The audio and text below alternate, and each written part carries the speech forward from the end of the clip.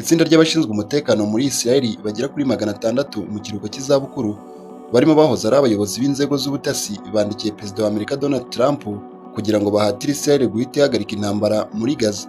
Aho aba bayobozi bagize bati ni icyemezo cyacu cy'umwuga ko Hamas itagiteje ikibazo.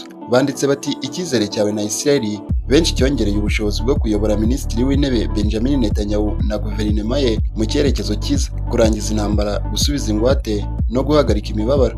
Ubujurire bwabo buje mu gihe amakuru avuga ko Netanyahu yihatira kwagura ibikorwa bya gisirikare muri Gaza mu gihe ibiganiro byo guhagarika imirwano bitaziguye na Hamas byahageze. Israel yatangaje intambara ikaze muri Gaza nyuma y'igitero cya Hamas mu majyepfo ya Israel ku wa 7 Ukwakira 2023, aho abantu bagera ku 1200 bishwe naho 151 bajyanwa muri Gaza h'ingwate.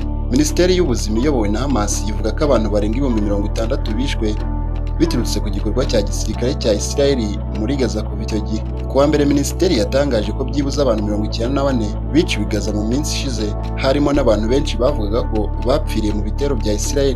Yongeyeho ko byibuze abantu 24 bishwe bashaka ubufasha. Raporo nk'izi zabaye hafi buri munsi mu mezi ashize, ariko biragoye kubyemeza kuko abanyamakuru mpuzamahanga harimo na BBC babujijwe na Israel kwinjira muri Gaza mu bwigenge.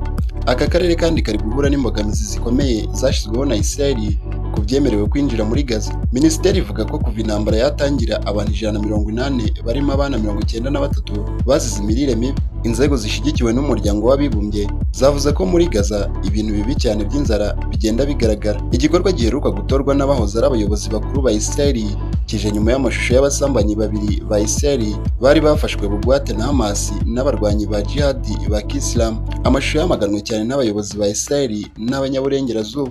Amashusho amaze gusohoka, Netanyahu yaganiye n'imiryango yombi yari ingwate, ababwira ko imbaraga zo gusubiza ingwate zose zizakomeza kandi ubudacogora. Ariko umuyobozi wa Israel wavuzwe cyane n'ibitangazamakuru byaho yavuze ko Netanyahu arimo gukora kugira ngo ahore ingwate binyuze mu gutsindwa kw'igisirikare cya Hamas. Muri Gaza birashoboka kurushaho kurakaza abayoboke ba Israel basabye ko imirwano ihagarara vuba kuko amakuru avuga ko Abanyapalestine bapfa bazize inzara cyangwa imirire mibi. Ni mu gihe kandi kuwa mbere guverinoma ya Israel yatoye ku bwumvikane bwo kwirukana umushinjacyaha mukuru w'iki gihugu Gali Baharav Miara mu gikorwa kitavugwaho rumwe cyahise gihagarikwa n'icyemezo cy'urukiko rw'ikirenga. Mu magambo ye, umuvugizi wa Levin yagize ati guverinoma yemeje ku bwumvikane icyifuzo cya Minisitiri w'Intebe wungirije na Minisitiri w'Ubutabera Levin cyo guhita bahagarika manda y'umushinjacyaha mukuru Gali Baharav Miara. Baharav Miara yakunze guhangana na guverinoma ya Minisitiri w'Intebe Benjamin Netanyahu. Netanyahu n'abaminisitiri be nabo bashinje Baharav Miara kuba yarakoresheje nawe ububasha bwe kugira ngo ahungabanye politike ya guverinoma no guhungabanya amategeko ya Israel. Abanegura bavuga ko imbaraga za guverinoma zo kumurwanya zishingiye kuri politike nk'umuyobozi w'ubushinjacyaha bwa Israel. Baharav Miara ashinzwe sisitemu yashinjaga Netanyahu ibyaha ashinjwa. Urubanza ruracyakomeza nubwo Netanyahu yagerageje kuruburizamo. Muri Israel umushinjacyaha mukuru ashyirwaho manda y'imyaka 6 na komite yigenga ibakura ku rutonde rw'abakandida batowe na guverinoma